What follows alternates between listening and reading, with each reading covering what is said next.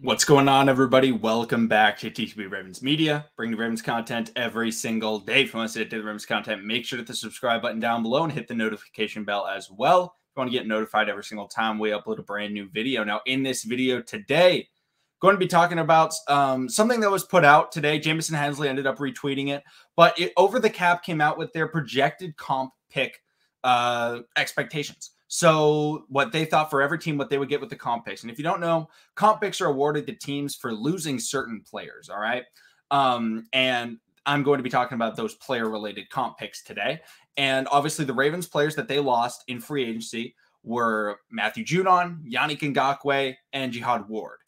And then the player that they acquired was Sammy Watkins. Now, obviously there were other players that were acquired, but these are the guys that were, notable and going into the comp pick formula. And how comp picks work is related to how well the player plays. So, guys that make a Pro Bowl and an all-pro team, an all-AFC team, that goes into it. And it was expected that if Matthew Judon was to make the all-NFL team, like first team all-NFL, then he could have potentially brought the Ravens a third-round comp pick. However, he was only named all-AFC. And I believe it was either Jamison Hensley or Jeff Shriebeck that said if they had gotten that all NFL, then it was pretty likely that he would bring the Ravens a third round pick. But now it's kind of on the cusp. And, I'm not saying that these are absolutely guaranteed, but Over the Cap obviously does have a better understanding of the formula and how every team is looked at, because it's also relative. How well did Sammy Watkins play come into the Ravens? How much did they lose by losing out on those free agents that they had? And, I think, even getting a fourth round pick for Matthew Judon, I think that's, fine. I think that like losing him and getting a fourth round pick is, I hate to say it, but it's compensatory. Like it makes up for it a little bit. Now, obviously, would I love to have a third round pick? Yes. But you know what? The Ravens have 10 picks in this draft. All right. And one of the biggest things with this draft is being able to hit on the positions that they need.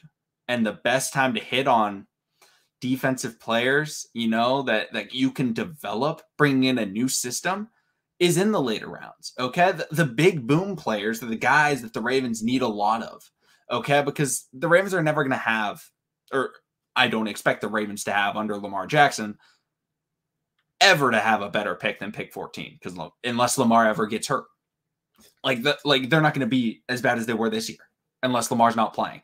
And so they're going to have to get these big boom guys, because you're not going to be able to get a Thibodeau or a Jamar Chase or a Micah Parsons or anything like that in the draft.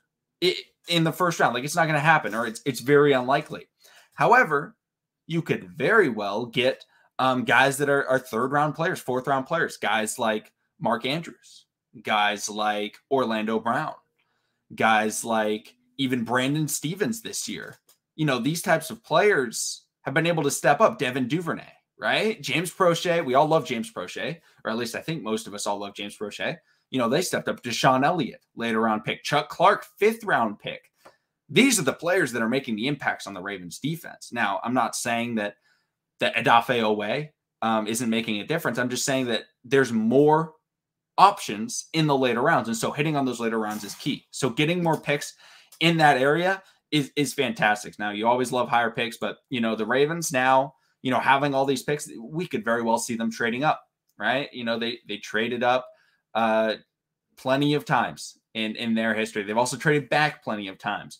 But I really do think that they could absolutely package something, get into the third round, even get into the second round, even, with a couple of different packages. So overall, I'm very excited for the Ravens comp picks. Obviously, we knew they'd be getting comp picks, but I felt like it was good enough to explain that, the Ravens' expectations is to get the 2 fourth-round picks. I felt like that was notable enough news to talk about. But let me know what you guys think about it. Let me know your thoughts on, heck, just even if you have any thoughts on Matthew Judon leaving. Obviously we're getting the fourth-round comp pick, expected fourth-round comp pick. But come on, would you really want him still here? Like, obviously we see how great he's doing in New England, but that's without Wink Martindale.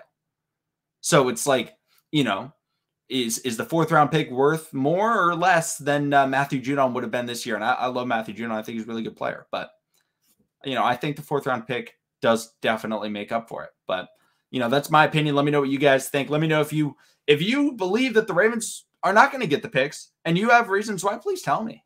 Please tell me if you disagree with Over the Cap and you have a way to say that you disagree with them. Don't just be like, no, Ravens getting a 3rd round pick. Like, say why, and I will absolutely read it over, and I'll definitely check it out. But thank you everybody for watching. Subscribe for daily Ravens content. I apologize for the later video, coming out closer to 8 p.m. Normally I like to get it out at 5, but I will see all of you again tomorrow.